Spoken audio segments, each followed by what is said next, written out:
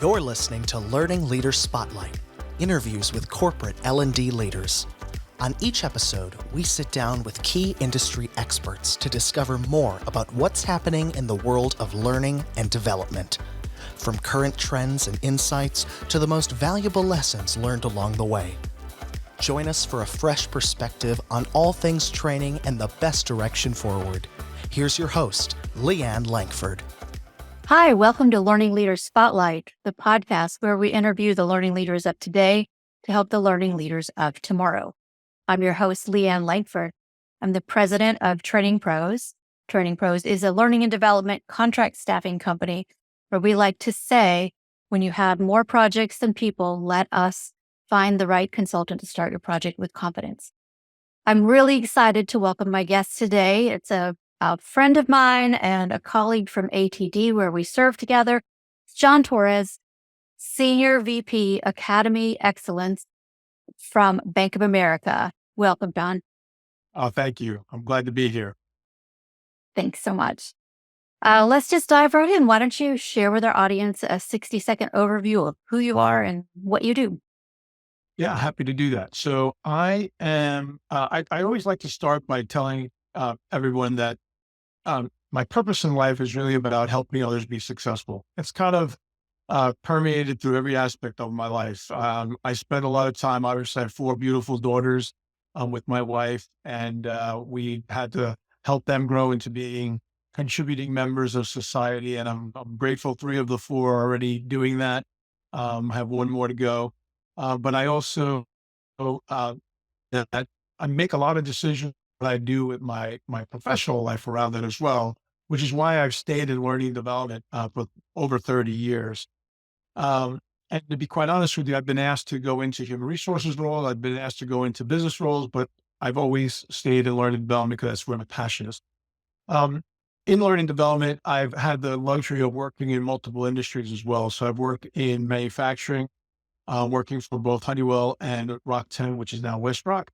And I've also worked in pest control services, where I worked in a company called Rollins, and then now in financial services for the last 5 years, working for Bank of America. So I am an Academy executive, as you mentioned. Academy is our learning organization, and I help support all of the retail banking business, which is all of our contact centers that we have within the bank, which is about 30,000 people in the bank. So that was a really good overview. Thank you. Oh, my pleasure.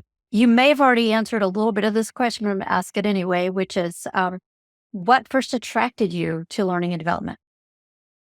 So I'm going to go really back far. I'm going to go back about 30, 31 years. I was working in manufacturing. I was working for a company called Ademco. Ademco was acquired by Honeywell. And while I was working there, I attended a leadership program, and a gentleman by the name of Phil Bromley was facilitating the program. And he was an external consultant, worked for Belgard, Fisher and Rayner. And Phil was just amazing in his delivery approach.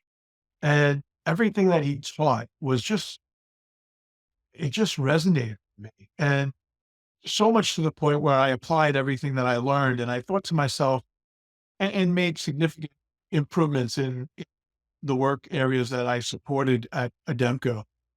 So much to the point that I started thinking to myself, wow, I would really love to do that kind of work, you know?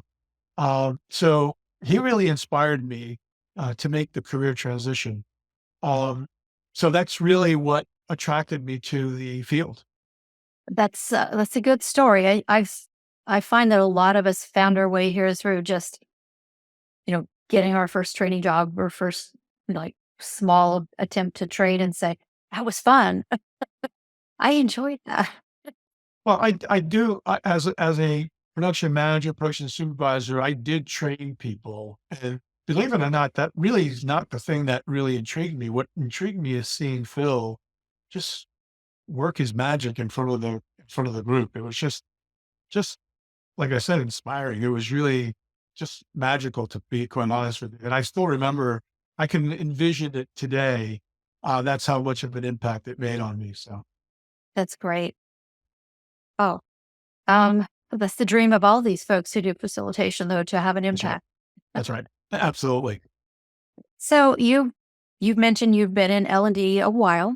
What are the biggest changes you've seen over the last few years?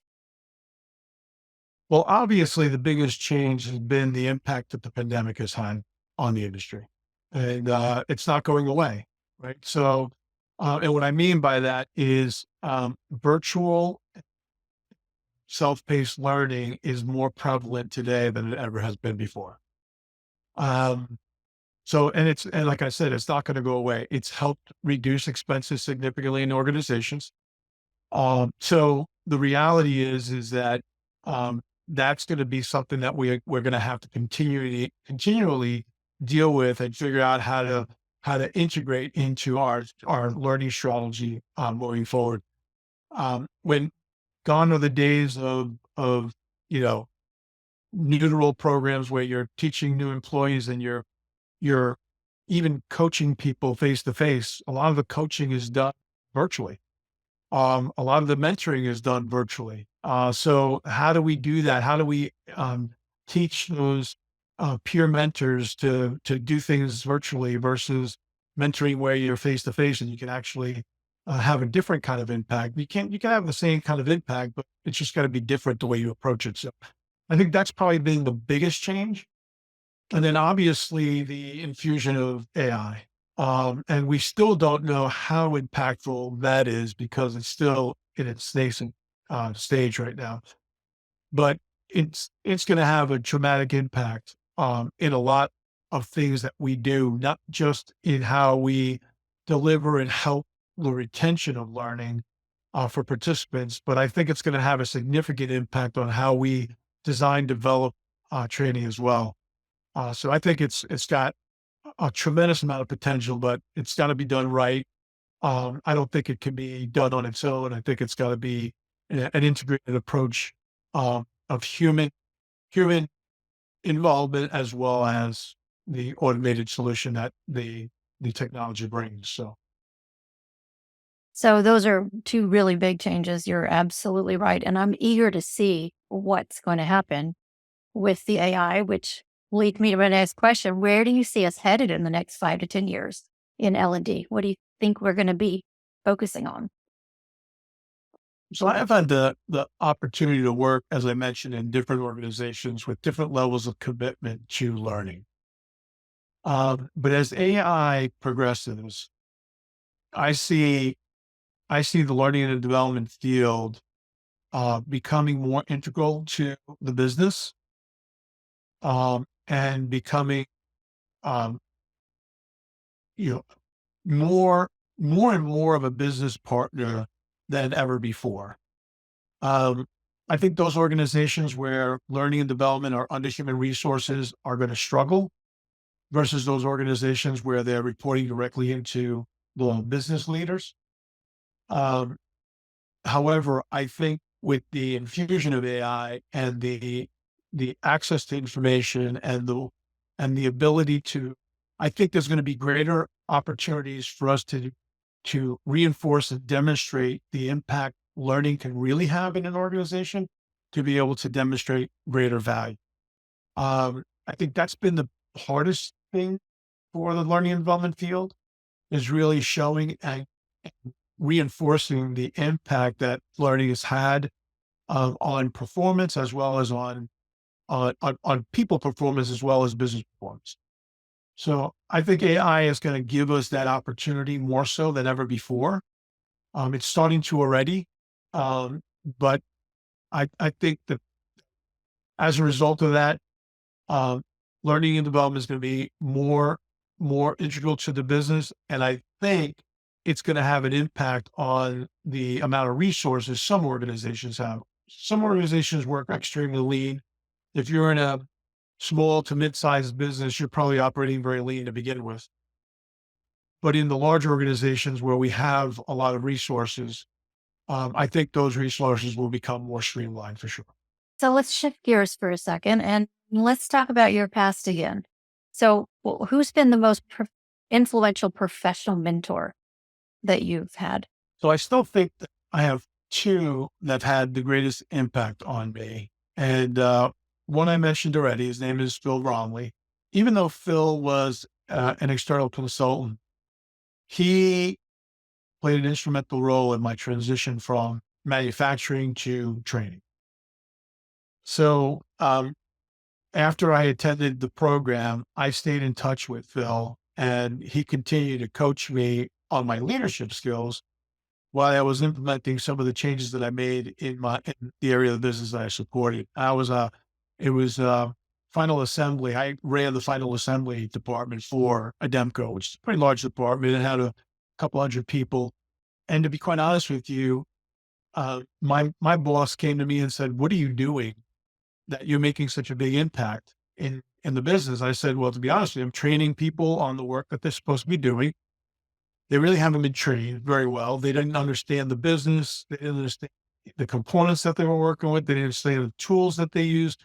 So I did a significant amount of education, and then I empowered people. I empowered to do some work and make some decisions that they didn't really need me for." Right. So my boss then said, "Well, what do we need to do to, have a broader impact?" I said, "Unfortunately, it's really dependent on the leaders that you have on the front lines as well as the people. So we don't have a training function. I think it's an opportunity for us to create a training function." And as a result, we started a training function. And if it wasn't for Phil, I would have been able to even make my way through how to even make the proposal to start that training function. So Phil played an instrumental role in my transition. And even as I transitioned into the role, he played an instrumental role. But then the second person is really Kathy Engel, who was the VP of Human Resources, who I actually went to work for. She was amazing. We didn't have a formal development plan, but man, did she give me exposure to talent that really gave me a lot of insights. She sent me to a lot of workshops on how to deliver training effectively, how to manage the training function, how to design, develop training. I got exposure to thought leaders in the professional development space as well as in the design development space. I was working with people from Fordham University. She really gave me a tremendous start that I really attest my success to that humble beginnings back 30 years ago. Those are two great stories. I love that you had a couple of good mentors, and I'm a big advocate for mentorship, and for everyone to find a mentor on their way up, and once you've gotten to where you are, become a mentor for someone. Oh, absolutely. Absolutely. So, let's shift gears again. What is one of the most, or what are the most important skills that people need to have today? So I kind of bucket into three categories: business acumen, leadership acumen, and then functional acumen, depending on what functional area you're in. So business acumen, I think, is instrumental no matter what kind of role you have. You need to understand how your business makes money.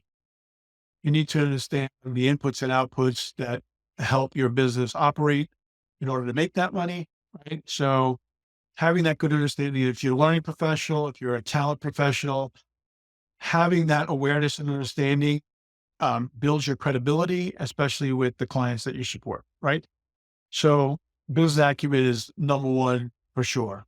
Second then is leadership acumen and your ability to influence, especially in the kind of roles that we're talking about. Not everybody is a manager or a director or a vice president of learning. So the title helps with influencing. I'm not going to deny that. I hate it, but it's the truth. So individual contributors, the way you're going to influence is by building your leadership skills. How do you communicate effectively? How do you build relationships? How do you manage your stakeholders? All those things are things that are not part of the technical functional aspects of your work that are instrumental and critical to your success. And then finally, being really good at what you do. If you're an instructional designer, be the best instructional designers you can be. That's the functional acumen I'm talking about. If you're a facilitator, be the best facilitator you can be. Look at Phil Broadley as an example. To this day, I still remember the impact he's made, right? So being the best you can be helps you be more successful, right? So if you're a talent professional, understanding, the talent management processes that you have in your organization, from performance management to succession planning, et cetera. If you're a change management professional, focusing on, org design and understanding organization design principles, anything that you're doing, be the best you can be at it. So that this way you have that to help build your credibility as well. So those are the three things that I always tell people: worry about your business acumen, your leadership acumen, and your functional acumen. Great advice. Particularly think, of course you have to have the functional acumen, but the business acumen is critical for us to have, especially in L&D. It's easy to forget about the actual business that we're serving besides the L&D part of it. Yeah. Yeah. And it's always interesting because, I've been in learning development for a long time. We always say, well, we need more resources. We don't have enough resources. But how are your resources contributing to the success of the organization? Mhm. Right. And how can you justify having another resource, and what impact is it going to make? So this way the organization can say, yeah, I'll give you that. I'll give you that additional expense, considering you're going to help us achieve additional revenue, right, to cover that expense. So all those things I think are important for people to understand. And then instead of just saying, I need more resources, right? Yeah, absolutely. So where do you get your industry news and information? I don't have a particular preference. I kind of spatter around all different things. I have a bunch of mailing lists that I'm a member of. Training Pros happens to be one of them. uh, but I would say LinkedIn is probably where it's kind of my go-to. I'm a member of a few different communities there that are learning development, talent, OD related. And luckily, I work for an organization where we have partnerships with research firms like Gartner, as well as Brandon Hall. And we have a lot of information that we have at our disposal to be able to continue to stay, connected with what's happening in the industry. So there's one other thing that I like to do, and take it for what it's worth. And one of the reasons why you and I continue to have such a strong relationship is because I love staying in touch with the vendors in the world, right? So, and I tell vendors all the time, I'm happy to talk to you, but understand that there's a good possibility I'm not going to buy anything from you, but you never know when I will, right? But in the meantime, I'd love to share with you what's happening in our business. And I'd love to learn about what you're doing and how it's impacting the industry. That's another way that I like to stay in touch with the what's happening in the industry. Well, as a vendor, I love to hear that, of course. Yeah, no, it's definitely, there are a lot of vendors who have really great information to share. Not just here's why you should buy our product, but here's what we're hearing. Here's the things we're hearing from other learning leaders. Here's what's going on in other businesses. So, and I use LinkedIn as well because it's a nice aggregated Yeah, information about what people in my industry are talking about. absolutely. Absolutely. All right. Last question, my favorite one, because it gives me my book list. What is one book every person wanting to be a learning leader should read? The first book that comes to mind is The Advantage by Patrick Lencioni. And the reason why I say that, and that's when you are a leader, and even when you're becoming a leader, I think it's important. It's because Patrick in the book really does a good job of understanding, the foundational things that it takes to be a successful leader. And one of the most critical things that it takes to be successful is building a good team around you. He's also written a book, The Five Dysfunctions of a Team. And that would be another book that I would recommend people read. And building a team is critical to your success. So how do you build that team? How do you get your team aligned around what it is that you're trying to achieve as an organization? And then he actually goes through um, three additional phases. So the first phase is building a team, then it's create clarity. And that's all about building your strategy and your vision and what it is that you're trying to, why do you exist as a team, as an organization?